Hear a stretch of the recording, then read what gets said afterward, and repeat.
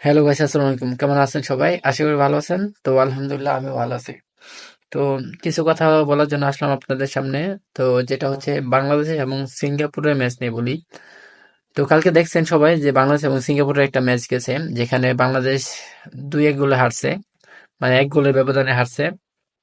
কিন্তু কালকে তো 7টা দিয়ে খেলা শুরু হয়েছে। আমি দেখছি পুরো ম্যাচটাই।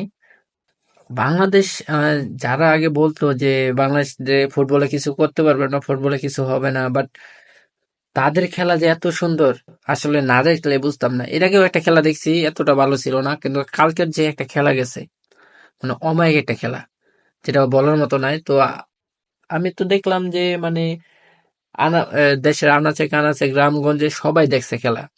ইনফ্যাক্ট বড় যে পর্দায় না তারপর দেখছে এই খেলা। তো এগুলো দেখে আমার কাছে খুবই ভালো লাগতেছিল যে যে ফুটবল, মানে একমাত্র আমরা আর্জেন্টিনা, ব্রাজিল, মানে ইউরোপ কান্ট্রি বিভিন্ন যে বড় বড় দলগুলো আছে ওগুলোর খেলা দেখি, কিন্তু এই প্রথম মানে কোন একটা দেশের জনগণ ক্রিকেট খেলা বাদ দিয়ে, মানে ক্রিকেট খেলা বাদ দিয়ে তারা ফুটবল খেলা দেখতে শুরু করছে, এবং কি সবাই একসাথে, মানে ব্যাপারটা মজার না, অনেক মজার।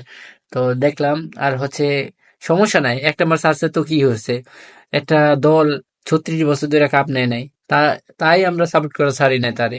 আর একটা ম্যাচ হাইরা গেলে কি আমরা মানে সাপোর্ট করে ছাড়ি দেব? এটা আবার আমাদের নিজস্ব দেশের নিজস্ব দল, তাই না? তো বাংলাদেশ টিমের জন্য দোয়া করি, সামনের ম্যাচগুলোতে আরো ভালো করব।